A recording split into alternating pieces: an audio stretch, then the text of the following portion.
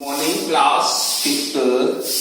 कल हमने आपको एसएसटी का 3 चैप्टर के 3 पॉइंट पढ़ाए थे क्लाइमेट वाले। चौथा आज आपके सामने है डायरेक्शन ऑफ विंड और ह्यूमिडिटी। तो अब डायरेक्शन ऑफ विंड, हवाओं की दिशाओं के बारे में हम पढ़ेंगे। आपने ये तो सुना होगा Arabian sea, bay of Bengal, यहाँ से हवाएं चलती हैं और ये हवाएं हमारे इधर से पाकिस्तान होती हुई आती हैं तो हमारे हिमालय से टकराती हैं। इधर बे ऑफ बंगाल से हवाएं आती हैं, पूरब से आसाम से होती हुई आती हैं। तो ये हवाओं का किस प्रकार से डायरेक्शन चेंज होता है, तो यहाँ पर दिया भी है। क्लाइमेट हमेशा हमारी विंड्स पर बनता है, वेदर नहीं बनेगा।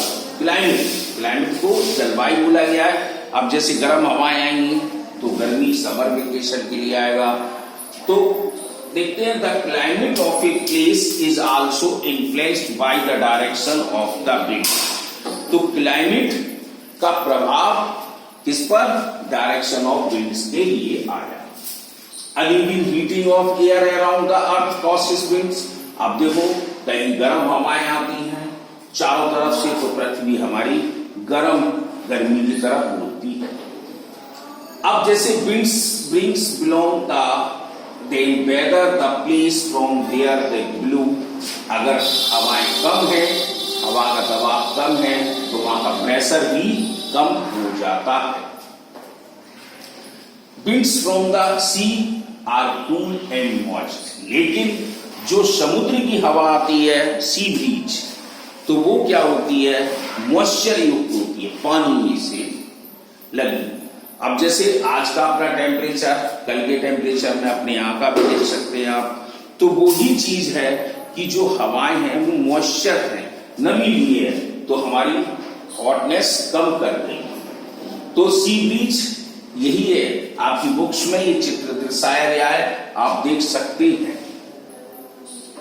अब आगे कहता है, winds from hot area rises the temperature. जब हवाएं गर्म एरिया में पहुंचती हैं, यही हवाएं गर्म एरिया में पहुंचती हैं तो हीट होने लगती है, गर्म होने लगती है और टेम्परेचर हमारा राइज होने लगता है, बढ़ने लगता है। तो winds from the Indian Ocean and the Arabian Sea. अभी हमने आपसे बोला था कि जो हमारी हवाएं अरब सागर या इंडियन ओशियन, हिंद महासागर या बे ऑफ बंगाल की तरफ से आती है, तो हिंदुस्तान में हवाएं दो तरफ से आएंगी। एक बे ऑफ बंगाल से पाकिस्तान होती हुई, पाकिस्तान से टकराकर हमारे हिंदुस्तान में आई हिमालय पर्वत से, और एक हमारा बे ऑफ बंगाल से चली तो वो सीधी असम की तरफ से आती है।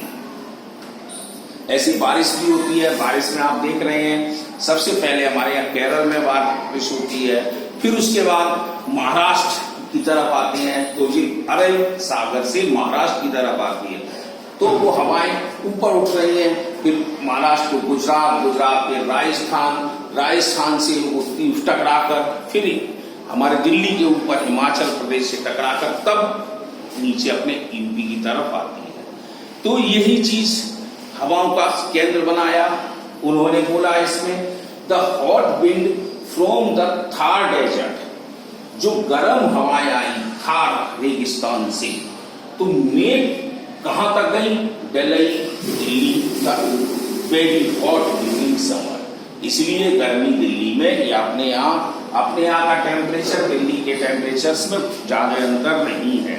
तो ये भी हमारे यहाँ की गर्म हवाओं का प्रदर्शित करता है। जैसे जो दिल्ली का टेम्परेचर है वही वेरी हॉट ड्यूरिंग समर, तो वेरी हॉट हमारे यहाँ भी समर में होता है।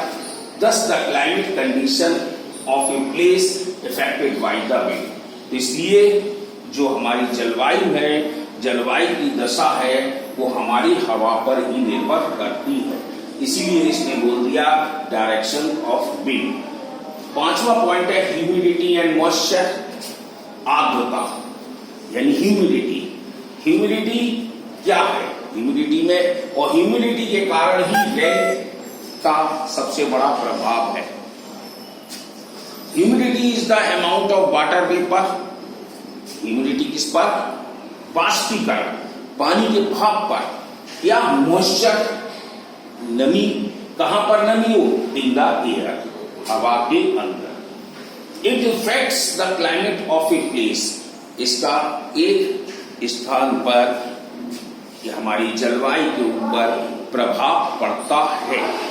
नियर द इक्वेटर, अब जैसे हम इक्वेटर के नजदीक, कल हमने बताया था इक्वेटर पर हमारा बिल्कुल पृथ्वी के नॉर्थ पोल और साउथ पोल को बीच का हिस्सा काटने वाला है। यहाँ पर सन डायरेक्टली पड़ता है, सीधा सीधा सन की रोशनी आती है, तो वहां पर हमारा टेम्परेचर बिल्कुल हॉट हुआ। जैसे जैसे ऊपर फ्रिगेट जोन की तरफ जाएंगी, पहले तो हम टॉयलेट जोन की तरफ जाते हैं, तो हमारा टेम्परेचर कम होने लगता है।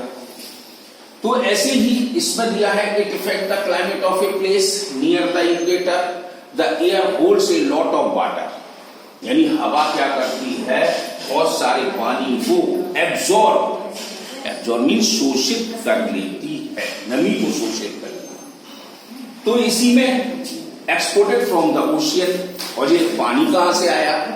तो ये आपको मालूम है कि पृथ्वी पर पानी 2/3 वाटर है, यानी कि एक हिस्से चीज के 3 हिस्से करते हैं, जिसमें 2 हिस्से पानी के तो 1 हिस्सा जमीन का है। तो वो पानी कहां से लिया? ओशियन से आया, because of the heat of the sun. किससे आया? सूर्य की गर्मी से। This causes a lot of rain in the area, और फिर जब ह्यूमिडिटी आई, मॉइस्चर आया, तो यही एक रीजन रहा कि हवा में मॉइस्चर या ह्यूमिडिटी से हमारी वर्षा होने लगती है।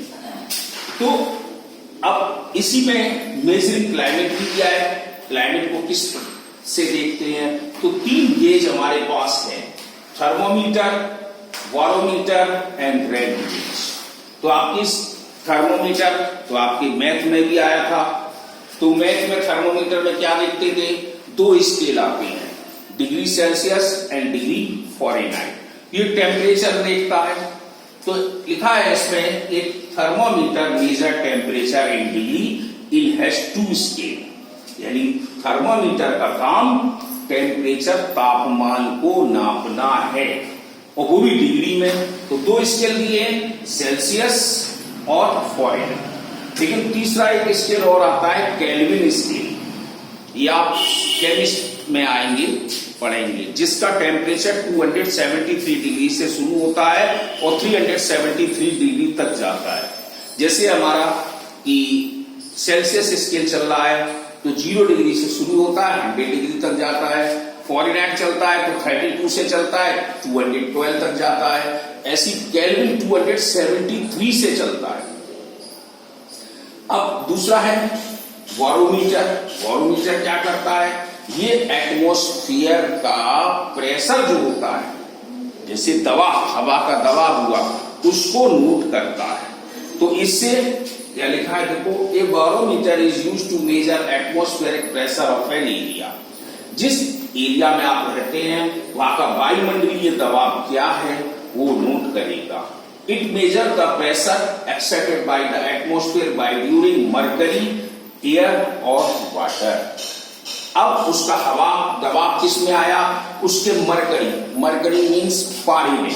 पारा जो होता है हर थर्मामीटर के आगे लगा होता है, उसमें पानी और हवा का ही दबाव प्रदर्शित करता है। अब तीसरा है रेन गेज। अब वर्षा कितनी हुई? अभी आप देख रहे हैं न्यूज में कि यहाँ पर 5 सेंटीमीटर हो गई, 1 फुट वर्षा हो गई, 1 मीटर हो गई। तो मतलब ये वर्षा का मापन कैसे करते हैं? इसमें भी रेन गेज है। वैसे भी आप एक प्रैक्टिकल कर सकते हैं। एक बर्तन को आप छत पे रख दीजिए और पानी गिरने दीजिए, जो बूंदें गिरती हैं तो फिर उसको नापिए, आपका रेन गेज लगभग बराबर सा ही आएगा। ये नहीं है नाले के ऊपर पानी के रख दो, मतलब छत पे खुले में रख दो एक छोटा सा बर्तन जिसका छोटा सा मुंह, तो बूंदें उसमें जो गिरेगी वो रेन गेज को प्रदर्शित करती है। ये प्रैक्टिकल हमारे जो साइंटिस्ट थे इन्होंने बनाया था। The rainfall of an area is measured by rain gauge, यानी रेनफॉल जो हुई वो हम रेन गेज के द्वारा नोट करते हैं। It is also known as audiometer and a pluviometer. ये आपके चित्र बना है, आप देख सकते हैं किताब में रैंड गेज का। तो इसका हम ऑडियोमीटर के नाम से भी जानते हैं। It is used to gather the measure of amount of rain over a period of time, मतलब एक समय में कितनी वर्षा हुई उसको हम देखेंगे। तो इसका यूज हम किस में करते हैं? It is used by metrologist. इसको मेट्रोलॉजिस्ट के नाम से, वैज्ञानिक नाम इसका मेट्रोलॉजिस्ट के नाम से भी जाना जाता है। तो इस तरह आपके ये चैप्टर खत्म हुआ फ्री। तो हम आपको इसका पेज भेजेंगे और आप करना, और इसकी थ्योरी पढ़ना, थोड़ा और समझ में आ जाएगी।